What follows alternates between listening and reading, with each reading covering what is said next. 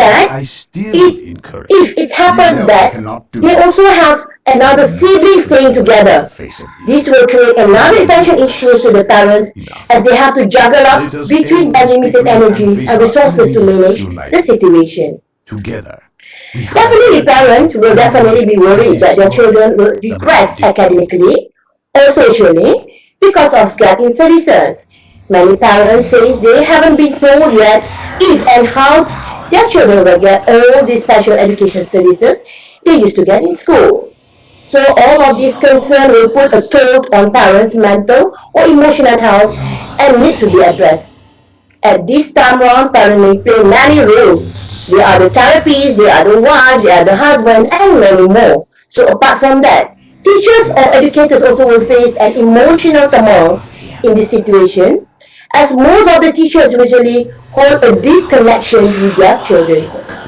So not having the chance to see or communicate with these children in a way will summon a frustration and brings regret, not able to be helpful in this situation.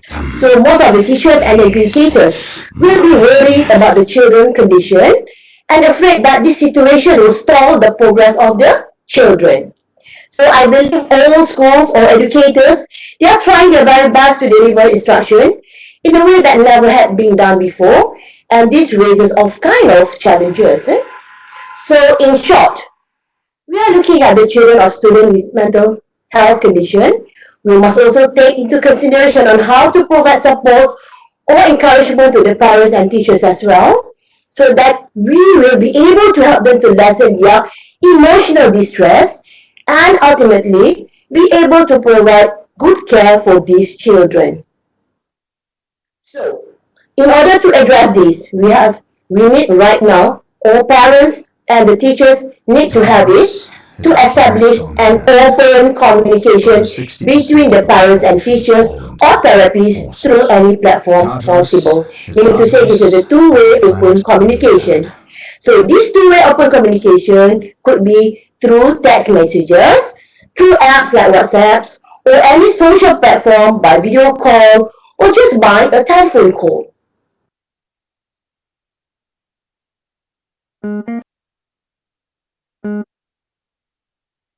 And what are this is practical. Hello everyone, good day. In this video, I am going to teach you how to compute for the Incoterms. So in this video, it will only cover the group E, which is the X-Works, and the group F, which is the FOB, FCA, and FAS. Over 60% of the population has fallen to the Orc forces. Incoterms are series of predefined commercial terms published by the International Chamber of Commerce relating to international laws. The traitor imperial so here are the formulas for all the Incoterms. X-Works is equal to FOB minus other charges. FOB is equal to X-Works plus other charges. FCA is equal to X-Works plus other charges. FAS is equal to X-Works plus other charges. CFR is equal to FOB plus freight. CIF is equal to FOB plus freight plus insurance. CPT is equal to FCA plus freight. CIT is equal to FCA plus freight plus insurance. DPU is equal to FOB plus freight plus other charges.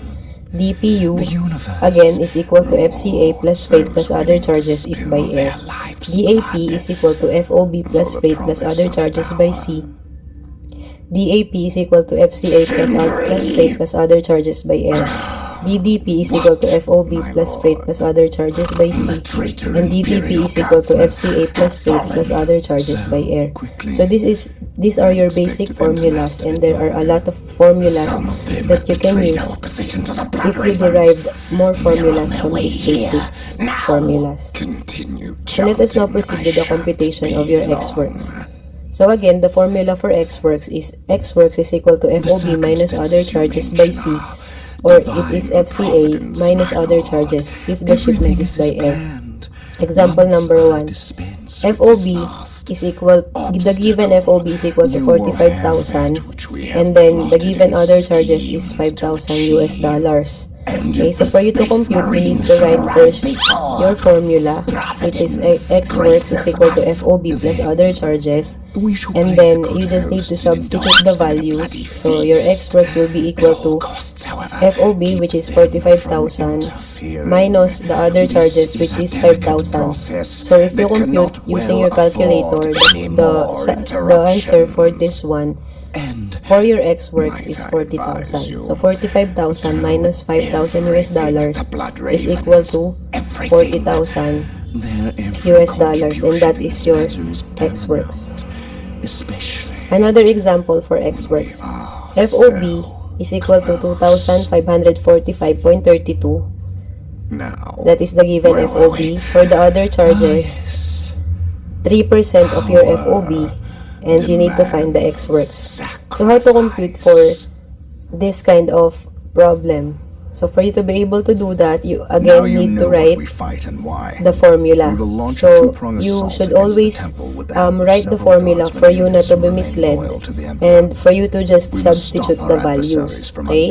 So for your X works, so the formula again is FOB minus other charges. So you just need to substitute the value. So for your FOB, it is 2,545.32 minus 3% of the FOB. So in this problem, you just need to get the 3% of the FOB since the FOB is already given. Okay? So you just need to multiply We must wrest control of the four relics your from the vile FOB forces of by the Lord Baal. 3%.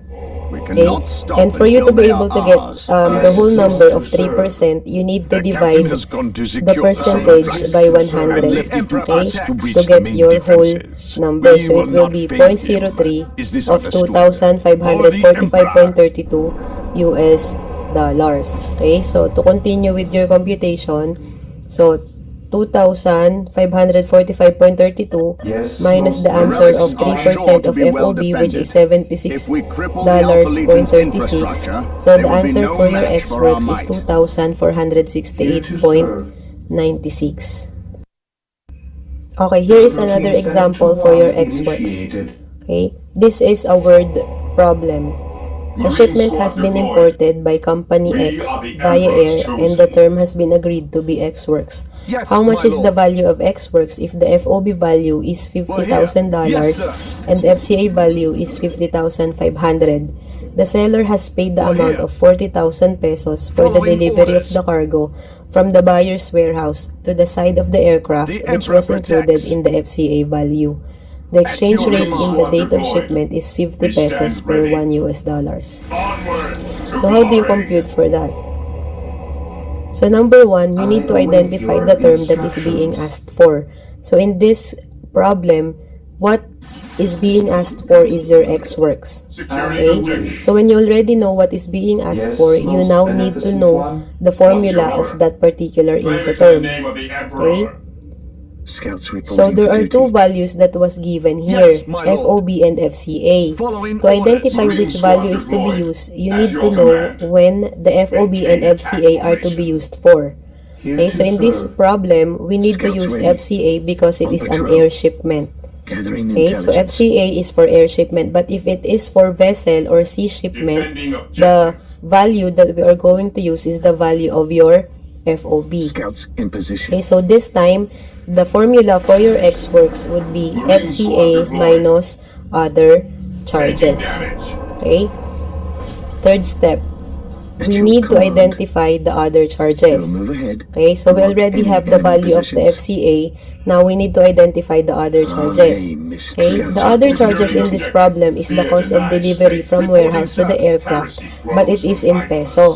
Okay, we need to convert it in US dollars because the terms of shipment should be in US dollars for us to be able to compute for the dutiable value. Okay, for us to be able to get the duties, taxes, and other charges, we need to compute or we need to convert all the other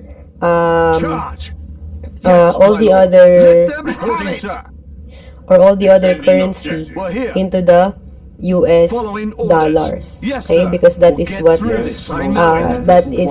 is acceptable by the Bureau of Customs. Okay, so in this problem, we have 40,000 pesos and we need to convert it to US dollars. So what we need to do is we need to divide 40,000 pesos by 50 pesos, which is equal to 1 US dollars, and then you get your other charges in US dollars. Okay, so in this case, 40,000 pesos divided by 50 pesos is your other charges, which is $800.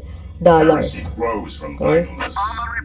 So in this case, we can now compute for your X works by substitution.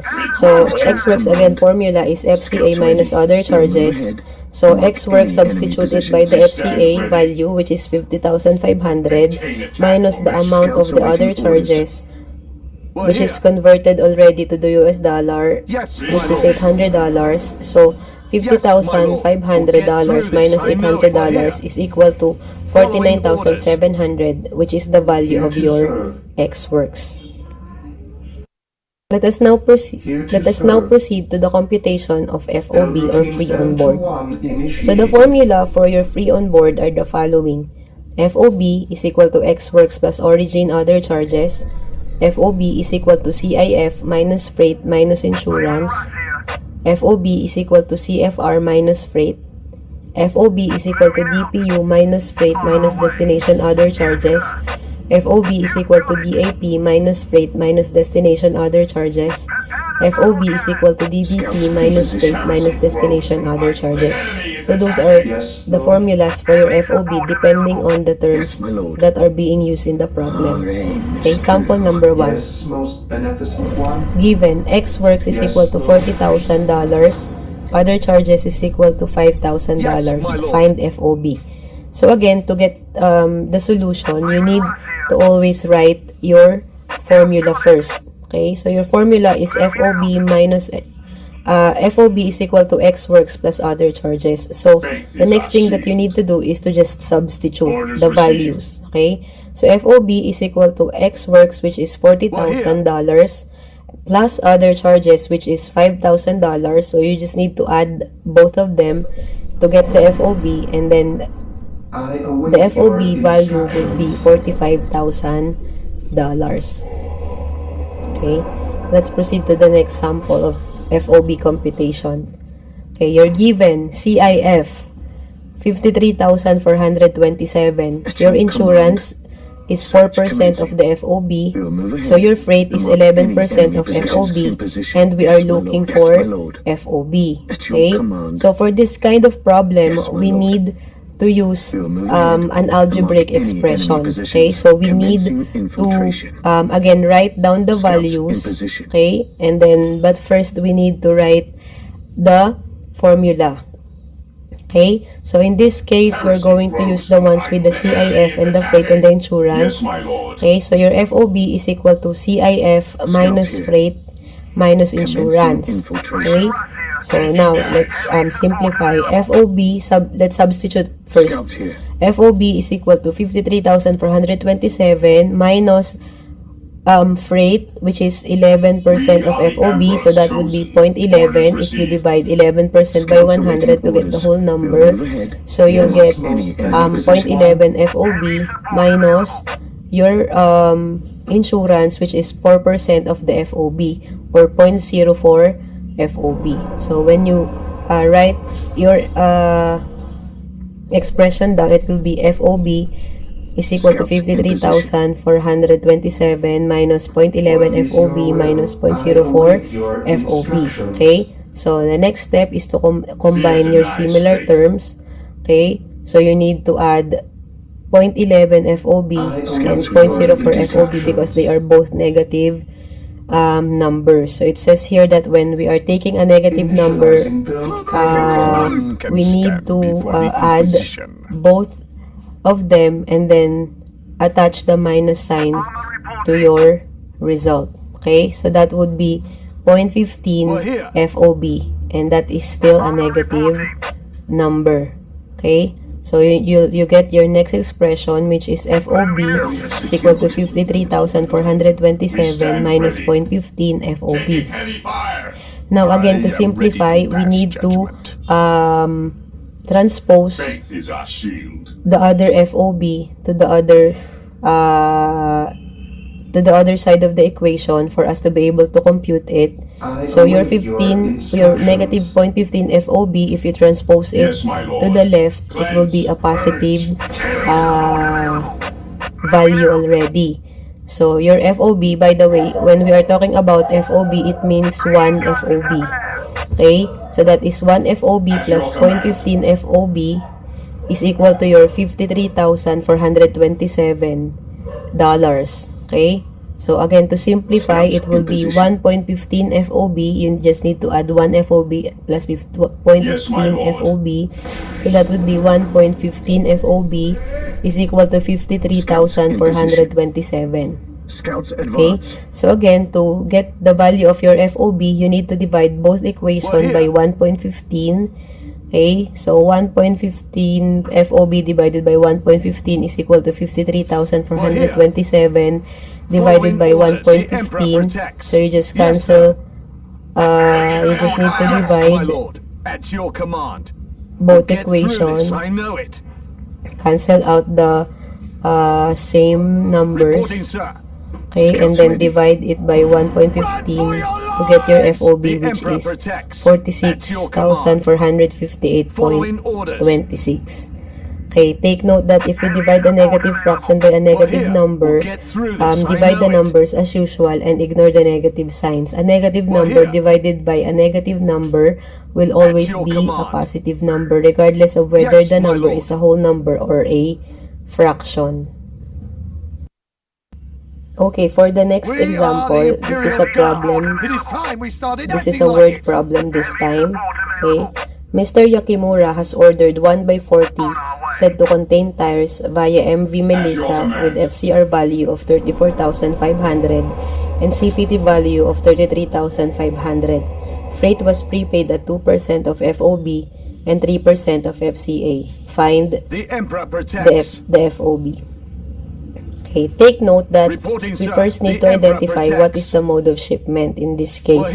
Okay, so how do we know if what is the mode of shipment for this one?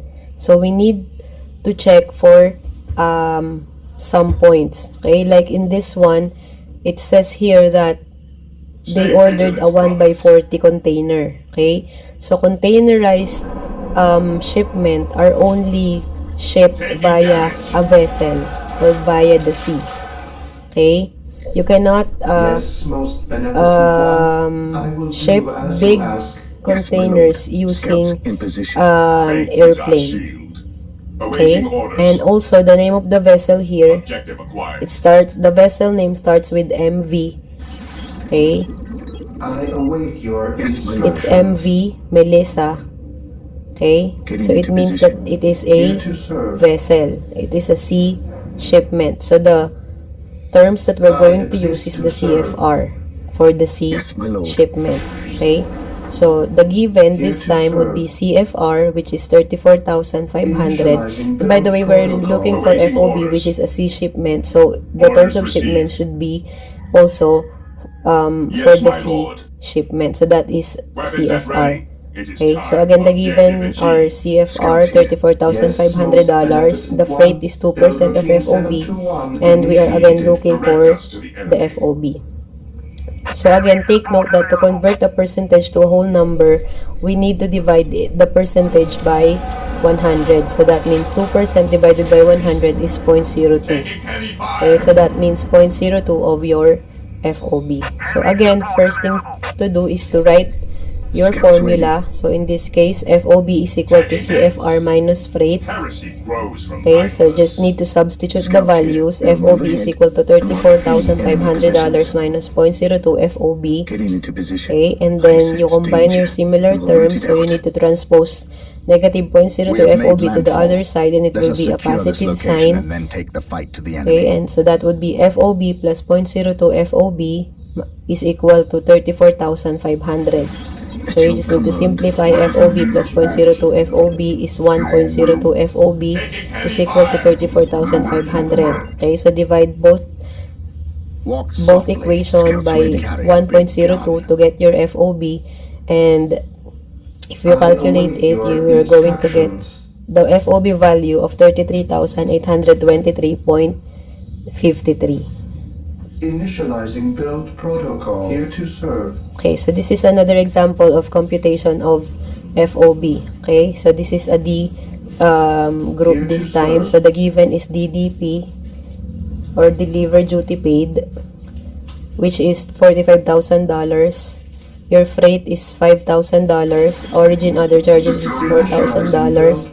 Destination other charges is $5,000, and we need to find or to compute for the FOB. So you just need again to write down the formula.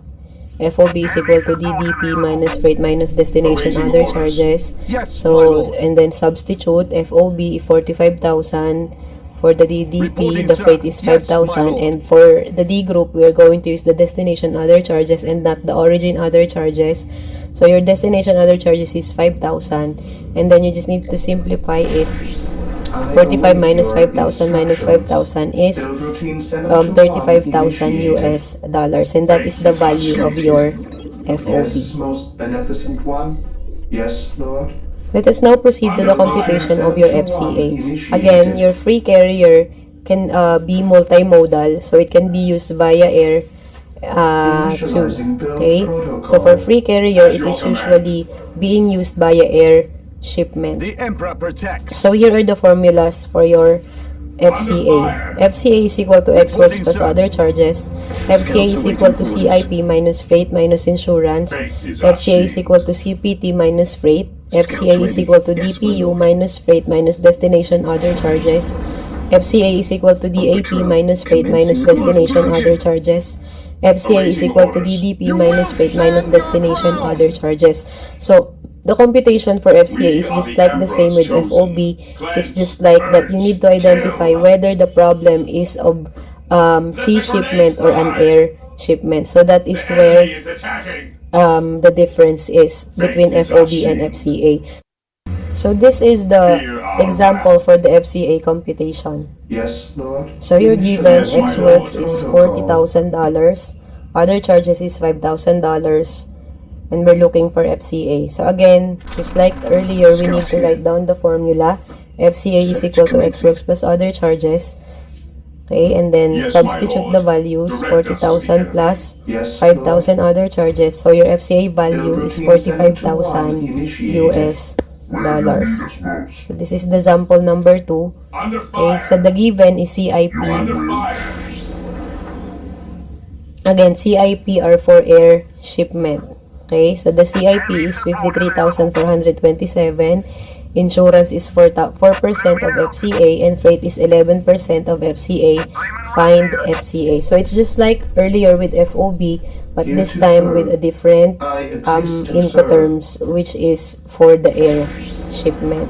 Okay, so we just also need to substitute, write the formula, and then substitute the values. Okay, so and then we need to combine the similar term. So your 0.11 FCA and your negative 0.0 for FCA would be 0.15 FCA. Okay, so you need to transpose again for you to be able to compute for the same terms. So you need to transpose negative 15 to the other side of the equation. So that will be a positive value. So FCA plus 0.15 FCA is equal to 53,427.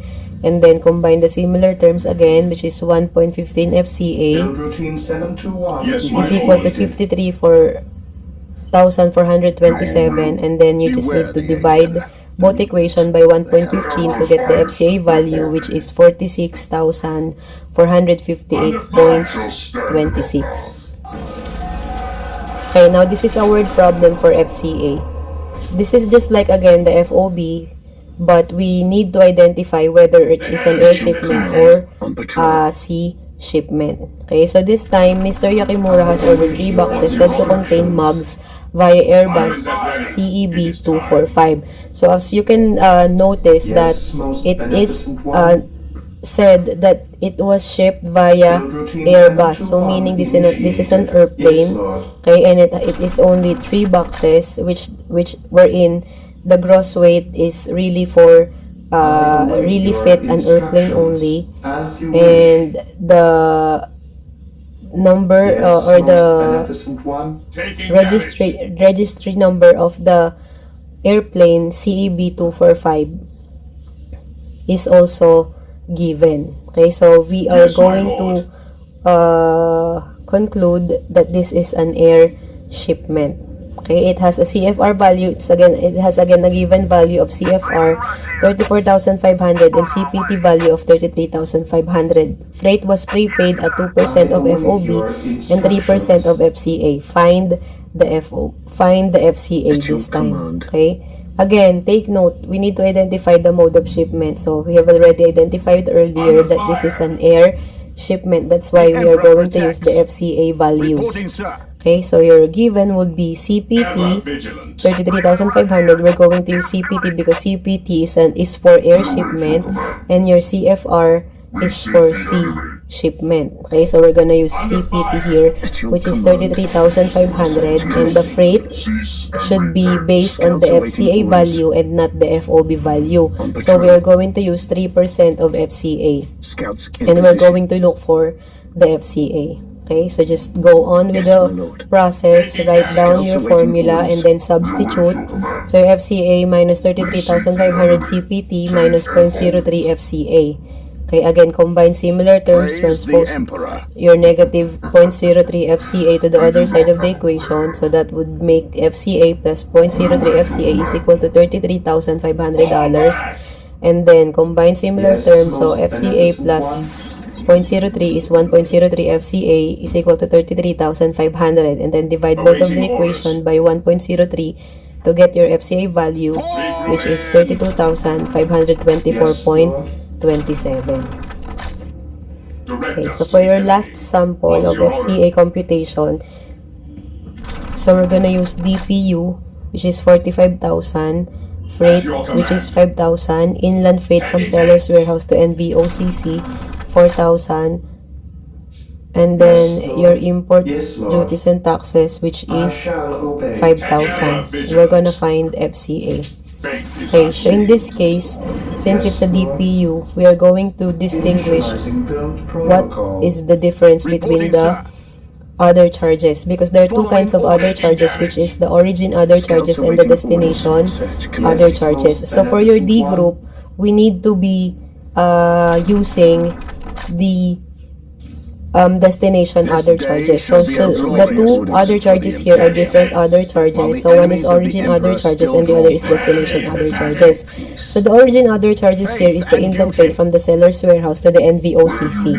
Okay, because that payment has been paid there in the origin or on the exporting country.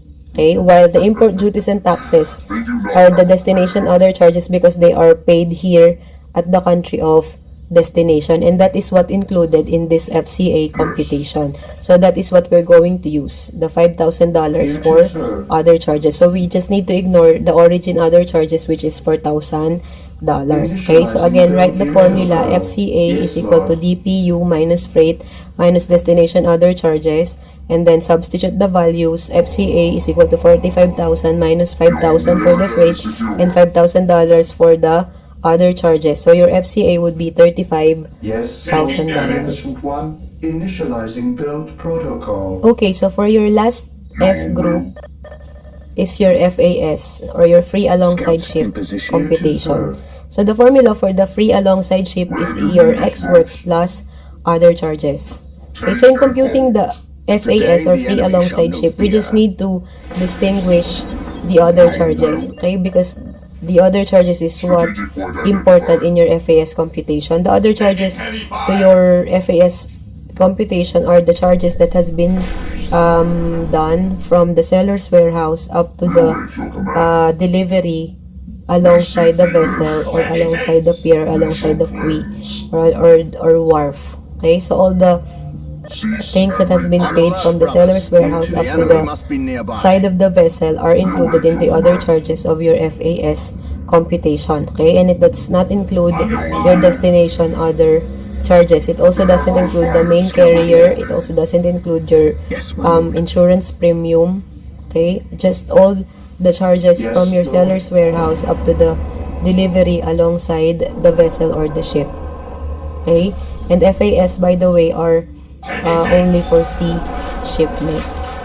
Okay, so in this problem, the given is X works, which is $50,000 US, inland freight from seller's warehouse to quay, 50 Singaporean dollars, wherein $1 US is equal to 1.33 Singaporean dollar, internal insurance to the vessel, $50, main carriage, $100 US, and export documentation clearance, which is $20 US. Okay, so to compute, we need to identify the origin other charges first. Okay, again, as I've said earlier, main carriage is not included in the origin other charges, so we just need to cancel out the main carriage. Okay, and then the inland freight notice that the inland freight is on Singaporean dollars.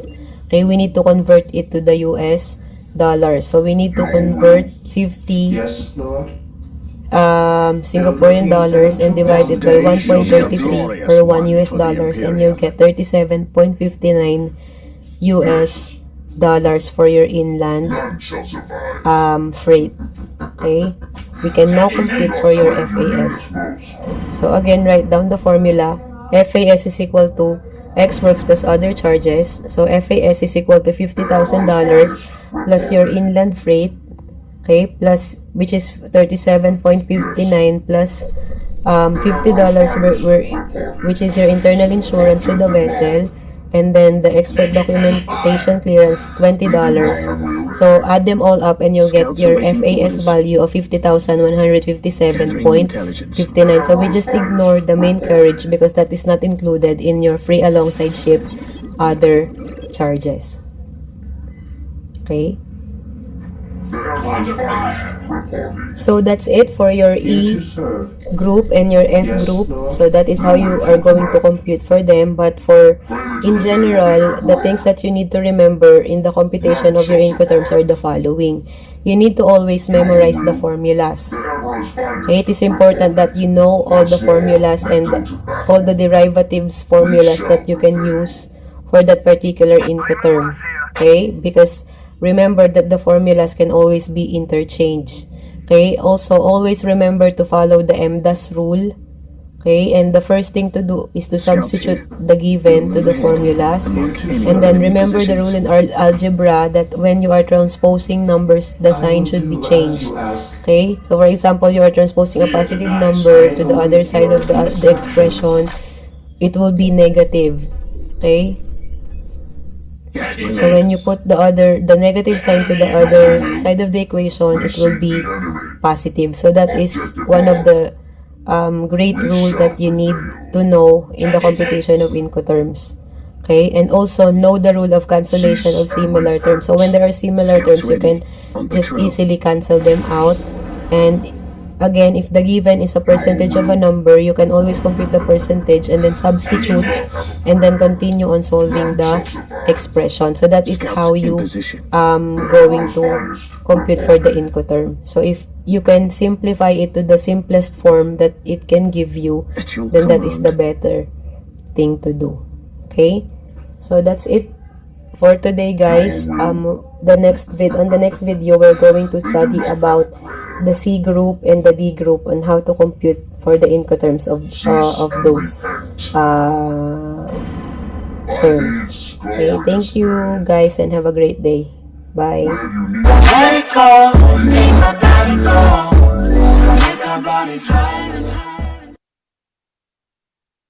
Hi folks, and welcome to Incoterms 2020 webinar.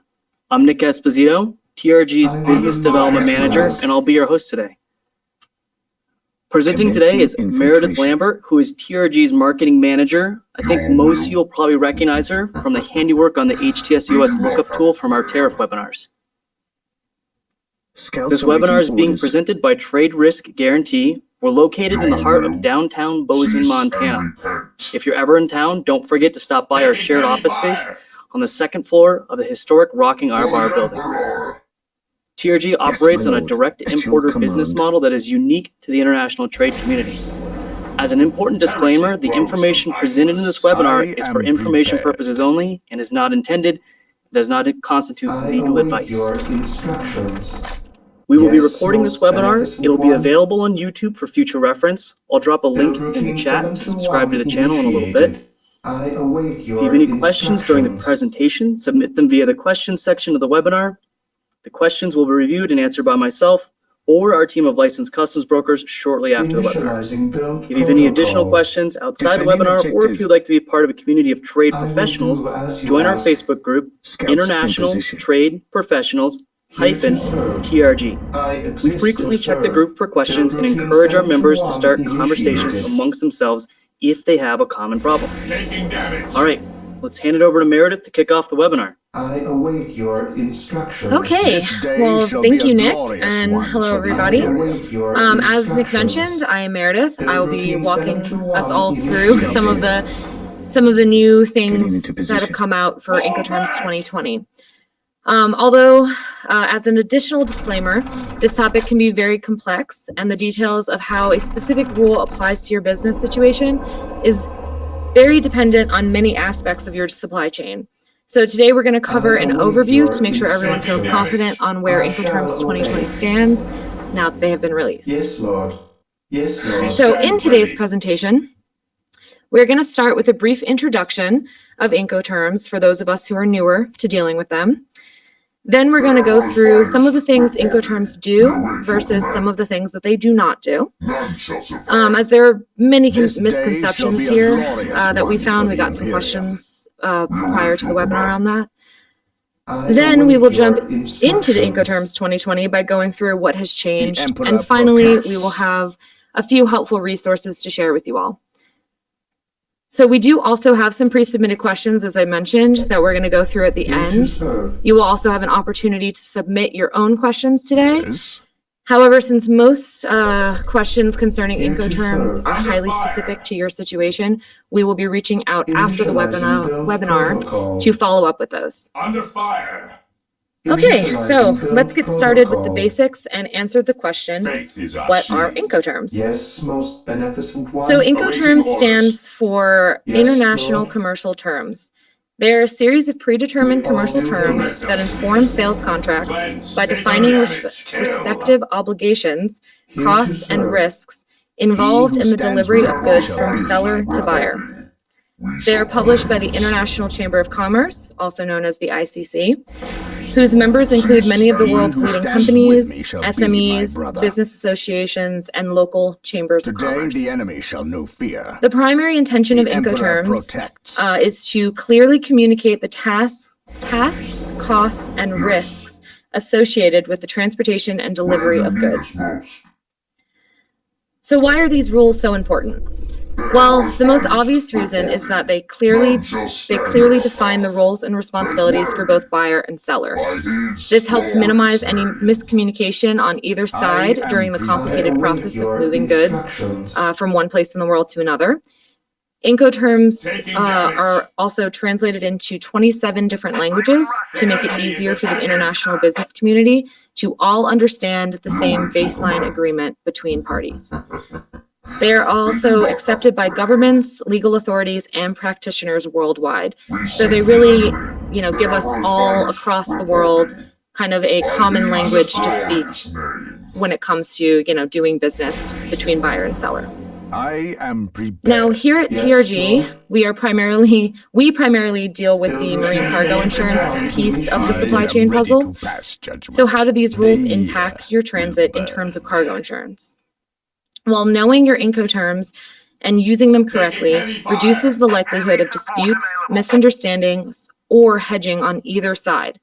Ultimately, it is much harder to substantiate an insurance claim if you do not have an agreement of responsibilities in writing. Incoterms also help define those responsibilities quickly and clearly.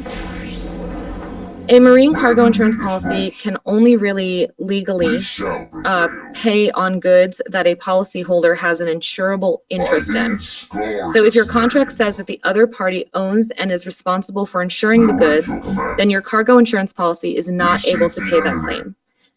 Out of the 11 published rules, only 2 of them actually require one of the parties to provide a cargo insurance policy. Those 2 are CIF and CIP.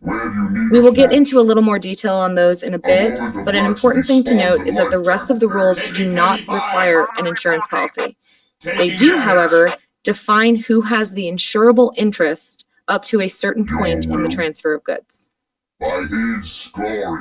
So what is insurable interest? It is the stake, sorry about that. It is the stake in the value of an entity or event for which an insurance policy is purchased to mitigate the risk of loss. So entities that are not subject to financial loss from an event do not have an insurable interest and cannot purchase an insurance policy to cover that event.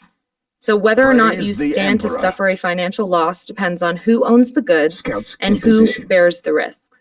On patrol. Incoterms define which of the parties bear the risk at certain points in the transfer of goods. So a lot of times, if you do have something happen to your goods while they're in transit and you go to, make a claim on your marine cargo insurance policy, the first question a lot of times is, what are your Incoterms, and if you had insurable interest when that event took place. So this is just another reason why you really need to know your Incoterms before your goods ship. So now let's get into what Incoterms do versus what they do not do in the transit process. Yes. Claim it in the name of the Emperor. So we've actually received a couple questions on a few of these items, so I thought we should just kind of directly list them. Incoterms do not address title transfer or revenue recognition. We'll root it out. The transfer of title to the goods is part of the contract and can be specified in the contract regardless of what Incoterms have been used. Also, revenue recognition is a primary point of interest for your accounting team and is not stipulated as part of the chosen Incoterm rule. Incoterms do not address payment terms. Payment terms are separate responsibilities meant to be defined within the contract. Whether you have established net 30 or net 60 or any other payment term, that really has no bearing on your Incoterm, and it should be established within the contract between the buyer and seller as part of your negotiation. Also, Incoterms do not create legal effect by themselves, and adding them onto a commercial invoice is not automatic protection. You can, however, create legal effect by writing them into a contract and having them agreed upon by both parties. So Incoterms are intended to clearly clarify the responsibilities between buyer and seller in relation to the transfer of goods, so they need to be agreed upon prior to the shipment leaving the foreign port. At your command, infiltrating enemy territory. So those are some of the things they do not do. But what do they do? Well, Incoterm rules assign costs between buyer and seller. So within each fully written Incoterm, there is a defined allocation of cost. As an example, this section may specify that the seller must pay all costs relating to the goods and their transport until they have been delivered to the named place of destination, while the buyer must pay for all costs relating to the goods from the time they have been delivered. So notice that in this example, payment terms are not established, but the responsibility to pay between the parties is. Incoterms also assign risk throughout the transfer of goods. This includes assigning who bears the risk of loss or damage and where in transit that risk transfers. Overall, they delegate responsibility between the buyer and seller. Now, Incoterms can create legal effect when agreed upon and referenced in the contract.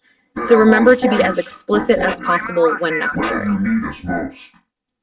It is important to establish rules during the contract negotiation phase.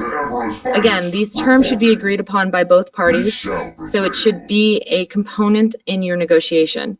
If that is not possible, you need to at least agree to them before the goods ship. Once the goods have shipped, responsibility should have already been established. The point of using these terms for your business is to secure the delivery method that is most favorable for your business. So there is no one-size-fits-all situation here. The selected Incoterm depends on your company's infrastructure and needs. Incoterms can also be used for quoting purposes during the initial phase of business. Some sellers will determine the price per unit based on the selected Incoterm. For example, purchasing goods CIF may make the price per unit increase since the seller is legally required to provide insurance and freight. We ran through a full price comparison example in our previous webinar on Incoterms, so you can watch that to see exactly how this may impact your initial quotes. We also have a blog post kind of illustrating this example as well that we will be including in the follow-up email to this webinar to kind of give you an idea of how that can shake out. Okay, so it's time to get into the main topic at hand. Incoterms 2020, what has changed? For a little more background, the ICC amends Incoterms about every 10 years. These changes are based on trends in the international trade community, shifting technologies, and feedback from business leaders. The previous version was Incoterms 2010, and the new version, Incoterms 2020, was released in September of 2019, and they took effect on January 1st of this year. So some of the reasons for the change in Incoterms is due to the fact that the ICC wants to maintain their relevance to the international trade community.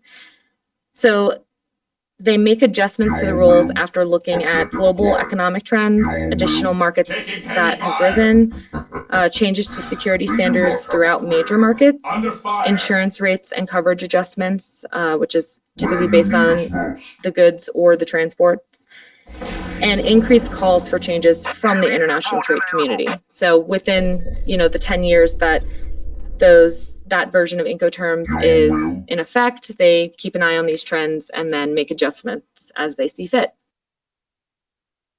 So a big question that a lot of people have is, do you have to use the new terms? The answer to that is a little bit of a yes and a little bit of a no.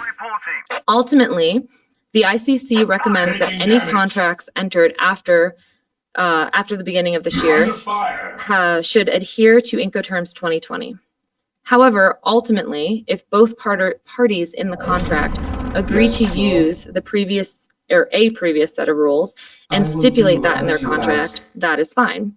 In fact, as long as it is specified, you can use Incoterms 2000, Incoterms 2010, or really any of the previous set of rules. The primary thing here is that both the buyer and the seller have agreed to their responsibilities and are on the same page.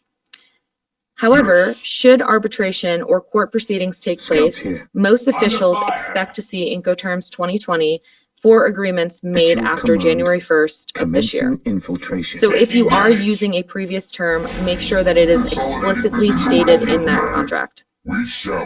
Overall, it may take up to 12 to 18 months for the majority of the industry to switch over to Incoterms 2020. So there will be a bit of a time before everyone has kind of fully caught up to the changes. So, there is definitely kind of this year to get used to what has changed. All right, so now let's dive into a few of those changes. Yes. We await your command. So the first one here is about onboard bills of lading in FCA. This is kind of an interesting one because it deals with a specific Incoterm. Under the previous Incoterms, parties and financiers required a bill of lading with onboard notation. But because FCA terms were technically fulfilled before the goods were loaded onto a vessel, it was difficult for the seller to obtain an onboard bill of lading. Under Incoterms 2020, buyers must instruct the carrier to provide an onboard bill of lading to the seller once goods are loaded. Sellers will then issue the bill of lading to the buyer without taking on any additional obligation to the buyer within the terms of the contract. So this came as a result of increased calls from financiers for the onboard bills of lading. Initializing build protocol. So number 2, the previous iterations of CIF and CIP mandated a minimum insurance coverage at Clause C level of the Institute cargo clauses had to be procured as part of their Incoterm, or as part of their agreement. In the new version, CIF remains at the same level of minimum insurance, but it does allow parties to pursue higher levels of coverage. So what that means is that if you are using CIF as your Incoterm in your agreement, the seller is required to provide insurance as part of that Incoterm. However, they are only required to provide the minimum level of insurance. So we get into more of what these actual insurance, if you're unfamiliar with cargo insurance, what these different cargo clauses mean and what they cover in a previous webinar, and we have a lot of content on that, so if you have any questions, let us know. But basically, if you get CIF, the understanding is that you're probably getting a insurance at the Clause C level. So, the major change here is with CIP. So for CIP deliveries, sellers must now obtain an insurance coverage at Clause A level, meaning the insurance level has increased to benefit the buyer. However, both parties may agree to lower or higher levels of insurance coverage. So really, this is kind of the bigger change here is on the CIP level. CIF has not changed, but CIP, you would now get Cargo Clause A. Direct us to the All right, so number 3 here, under 2010 rules, the assumption was that a third-party carrier would be responsible for transporting goods between the buyer and the seller. So a change here is that in the 2020 guidelines, the rules allow for transportation owned by either the buyer or the seller in FCA, DAP, DPU, and DDP. Commencing infiltration. So Incoterms 2020 also establishes stronger security requirements in accordance with changes made by customs officials and major international traders. These obligations will come into effect in the carriage and export/import clearance sections of each rule, but the costs for these obligations will be featured in the allocation of costs between buyer and seller of each rule. Cease and repent. In Incoterms 2020, all costs related to the sale are now listed in the allocation of costs under each specific guideline and under each relevant article to which they pertain. So by including these within the guidelines and articles themselves, users can see a complete list in a single place and help both buyers and sellers minimize confusion. So what this is really referring to is the actual Incoterm guidebook itself. In past iterations, it was a little less clear who was responsible for the cost of what part. It was kind of, it wasn't called out as clearly. In the new guideline or in the new guidebook, it is now very clear. They actually have an allocation of cost in both the buyer and the seller section, as well as under the specific responsibilities themselves. So they're just, I mean, this really just pertains to if you've bought the guidebook, which we'll get into in a little bit, but this is a pretty helpful change if you are somebody that gets the guidebook. Under fire. So probably one of the most significant changes for Incoterms 2020 is changing DAT to DPU. So DAT, which stood for Delivery at Terminal, has been changed to DPU, which stands for Delivered at Place Unloaded, to provide a broader understanding of where goods have been placed. While goods could still certainly be delivered to a terminal, not every place is referred to as a terminal. So this was just really meant to clarify that it didn't have to be specifically a terminal. Other than the name change, the functionality of this term has pretty much stayed the same.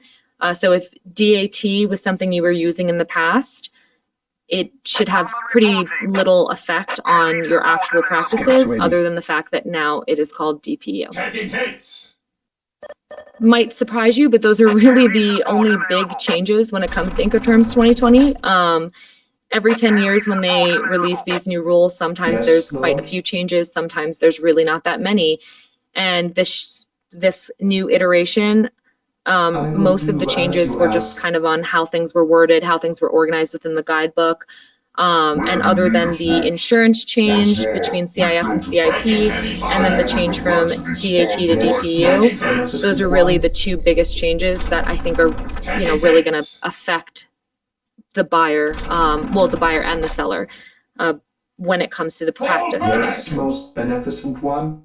Okay, so now let's, we have a few resources to recommend for you in the event that you want to learn more about Incoterms. The first one should come as no surprise, as we've been mentioning it quite a few times now. But this is really the best place to get the most information concerning Incoterms. The ICC publishes an official guide for every new version of Incoterms. So this guide contains the most in-depth breakdown of every rule. However, it does come at a cost. This almost 200-page book costs about $60 US. It can be purchased through the official ICC website. However, it can be difficult to purchase through there. When we bought our copy here at TRG, we did have some issues with ordering through their site and ended up finding that ICC had it listed on Amazon. Yes, Lord. So after 3 weeks and a few back and forth emails with customer service, we were able to solve our problem with 2-day Amazon shipping. Just to make sure that you get the book, get the correct book, make sure that the ISBN on the listing is the same to ensure that it is the official Incoterms 2020 guide. So you can see on the slide here that ISBN, just kind of copy that down, or we can include it in our email, our follow-up email, just to make sure that you get the correct book. There are definitely some other guides out there that maybe don't have the same amount of information. So the ICC has also released an app for Incoterms 2020. It is free to download and is available for both Apple and Android phones. Just search Incoterms 2020 in your app store and make sure that it is the ICC official app, which it'll have the ICC's logo on there. While the app is good for getting a quick reference of each definition, ultimately it will refer you to the official full guide for more information. To be honest, it ultimately does kind of seem like the majority of the app's intent is to push more people toward their paid resources. However, it is good for a quick overview of each Incoterm. It does have all 11 in there with a quick definition of responsibility, as well as a very simple visual guide as well for each Incoterm. Now, as a free resource, TRG we have updated our Incoterms desk reference. This is a free download that contains an overview of each Incoterm with comparison charts as well in the back. This guide is meant to help you get an overall understanding while also giving you something easy to refer to on a day-to-day basis. So you can type out that link that's on the screen right now to download it. We will also be including this in our follow-up email so that you can all download this. Scouts ready. All right, now let's get to a few of the pre-submitted questions that we got. During this time, please submit your questions as well, since, kind of like I mentioned before, a lot of your questions might be more so specific to your unique situation. For those, we will be reaching out after the webinar to follow up. All right, so the first question. How are these Incoterms linked to goods valuation for customs purposes? Well, it really depends on which Incoterm rule you used. So typically, when determining the valuation of goods for customs purposes, the cost of freight and insurance are not included in that calculation. However, that portion of the cost needs to be clearly separated out for customs. If you are importing goods and using a term that puts the responsibility of freight and/or insurance on the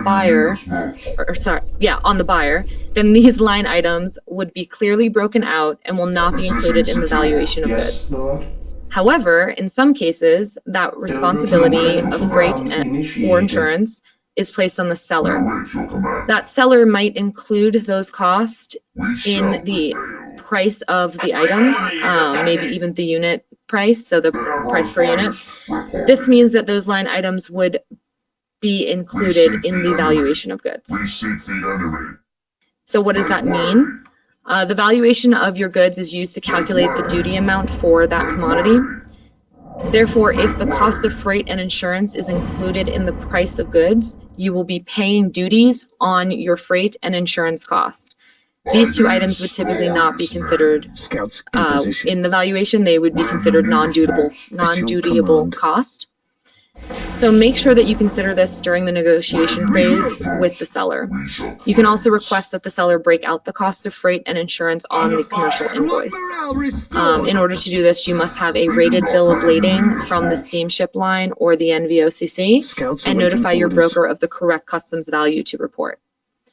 I kind of mentioned this earlier, but we have a blog post that kind of runs through an example of this, specifically talking about CIF versus FOB. A lot of times when you get a quote from a seller, particularly we've seen this a lot with Alibaba orders, you can get a price per unit that they call the CIF price. Yes, my lord. This price per unit includes the cost of insurance and freight in the price per unit. You can request to get a different cost, so you can ask for the FOB price or the X-Works price to get kind of more the raw cost of that price per unit, since they would not be paying for insurance and freight for those. But we ran through a comparison in this blog post to kind of show you how that might break down in your end cost per year. Well, per shipment and then per year. Stay vigilant, brothers. All right, so another question that we got are, what are the pros and cons of, and then insert term. We got a lot of these questions on different Incoterms, and then if they benefit the buyer or the seller more. So this really is the million-dollar question. The ultimate answer is that it highly depends on the infrastructure of your business. These terms are so specific to what your business is able to do, as well as what you want to deal with as well. So we're going to just look at a few. The few that we're going to look at are ones that we got specific questions on, but we're going to be looking at them all from the perspective of the buyer, since I believe that most of the people on this webinar would have that position, would be the buyer. So DDP, delivered duty paid. Under DDP, the seller undertakes all responsibilities until the goods are delivered at the named place of delivery. This is as hands-off as it can get for the buyer. So the pros is ultimately no work for the buyer. The cons of this one is that not all sellers can perform customs clearance responsibilities. Your bill is going to have many built-in costs that will affect your buying price, and often including plenty of additional buffer to account for the seller's unknown cost. So the idea, or ultimately, DDP sounds great on paper for the buyer, but it can be a problem in practice. You're more likely to have your goods delayed or pay heavily for the convenience of being hands-off. So the answer to the question, does this benefit the buyer or seller more, is it places all of the responsibility on the seller and allows the buyer to be mostly hands-off in the process. So if you are a business that maybe doesn't have the infrastructure to take care of a lot of the customs clearance responsibilities and all of that, this might be the Incoterm for you. However, if you've had issues in the past with this one, this might be wise, because the seller just might not be as versed with dealing with the customs, with the U.S. customs clearance process. Right, so DPU, delivered at place unloaded. Under DPU, the buyer has the customs clearance responsibilities and any on-carriage from the named place to their door. The seller retains pre-carriage and on-carriage responsibilities. This is the only Incoterm that the Incoterm rule seller that specifies unloading responsibilities for the seller, which would be inclusive of most terminal handling charges, THCs. So the pros is it's very light responsibilities for the buyer, maybe only customs clearance. The cons is unloading is not customary in all cases, nor necessarily navigable for many sellers. This term is particularly relevant where the destination is a terminal or CFS where the goods are being dropped and the buyer will simply pick it up. Yes, most beneficent one. So this one also places the majority of the responsibility on the seller while leaving customs clearance in the control of the buyer. So this one may be the right choice if you as a buyer, if unloading is not an issue for you as a buyer. So FCA, free carrier. Under FCA, the buyer is accepting the costs and risks of main carriage and on carriage. The seller delivers goods when they reach the named point of destination.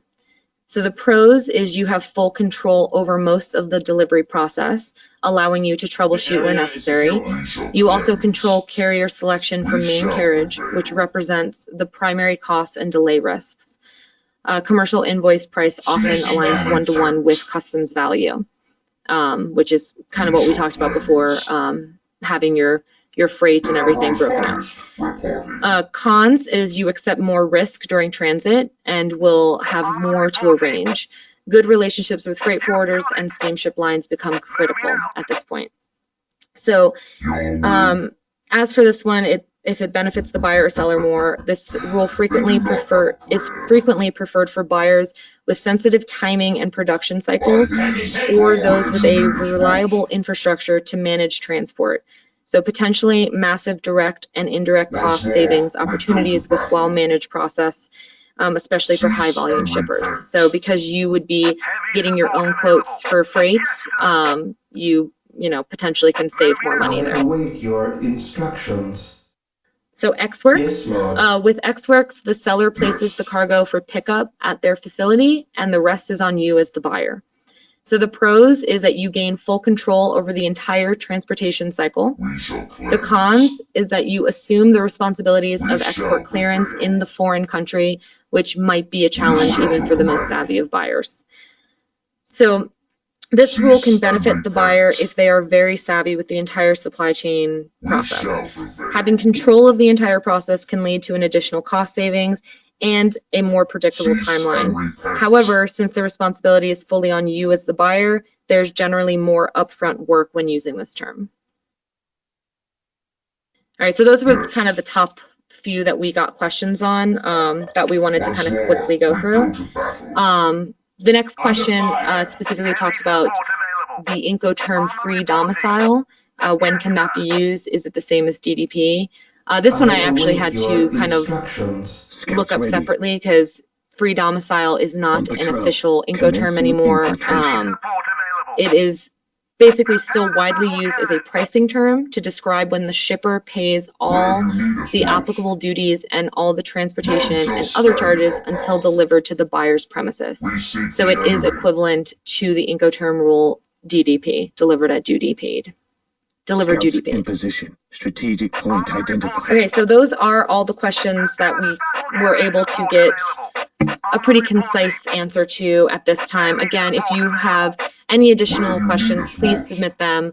We will be following up with all of them and hopefully be able to help everybody out here as we can. So now I'm going to go quickly over some of, a little bit more about trade risk guarantee.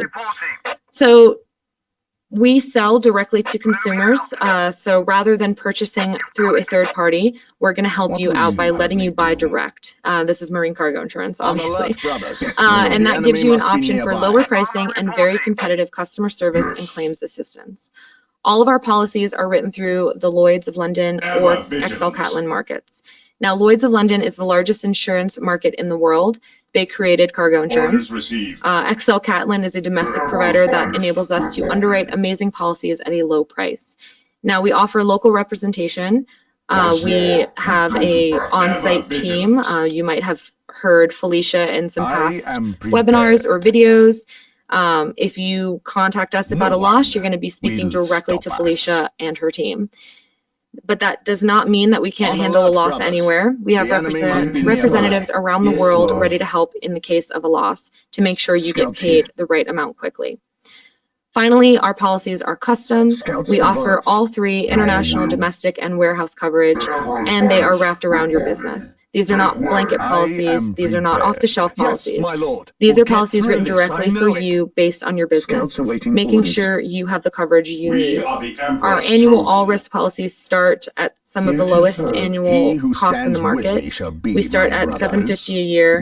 Typically, the insurance market premiums are starting at around $2,500 to $5,000 a year. We did this. We pioneered the specific pricing model to help out importers of all sizes, not just those that ship millions of dollars a year. We want to make sure that even the importer that does 100 to 300,000 can buy a policy that covers that. All right, well, that's all for our webinar. I'm going to pass it over to Nick to kind of wrap this up. Thanks, Meredith. Thank everyone for attending. If you have any questions, you can reach out to us at marketing@Trade Risk Guarantee. Also, don't forget, we're on Facebook, Twitter, Instagram, LinkedIn, and most importantly on YouTube. If you check the chat window, I dropped a subscribe link in there. So if you want to be notified the moment this releases, I would highly recommend subscribing.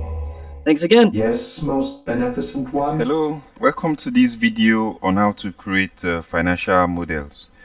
So I will be a bit fast. So I'm starting from a blank Excel sheet, blank Excel file. And so this is my own preferred method of creating the template of the financial model. I usually create a cover or summary sheet. Then I add table of content or index page.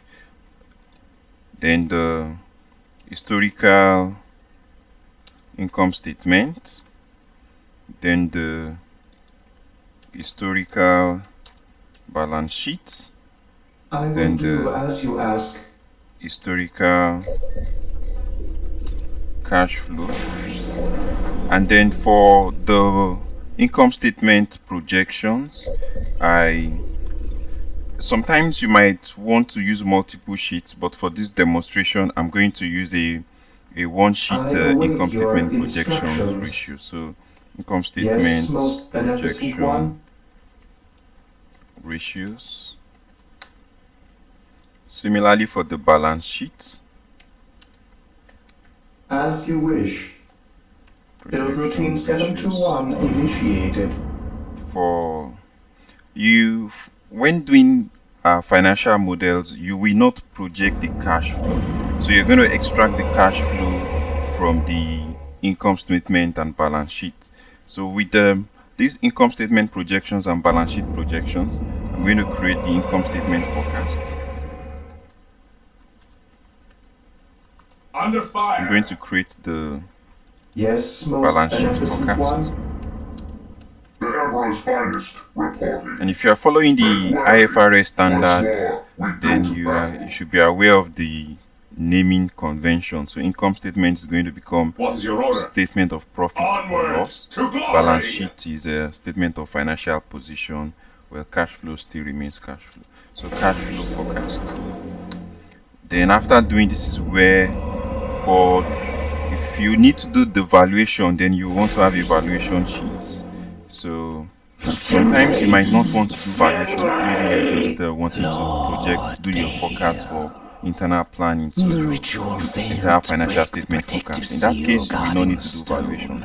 But then I'm going to also, in case you need to know how to do valuations, I will get to the stage of valuations. And some other times you will also want to financial ratios, which help you to be able to compare different companies across different industries, giving better return on assets and equity, all those performance ratios, right? Okay, so I'll be a bit really fast. This is my preferred way of creating the cover page.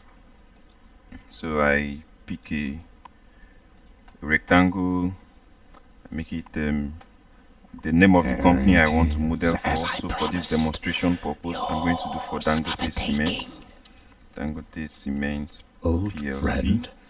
And usually I put some information, so maybe by my name,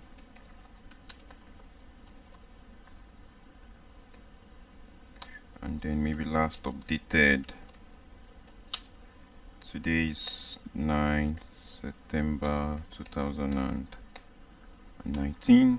Then any other information you like to make people see directly on the cover page. So sometimes I might also want to show things about the company's financials, maybe stuffs like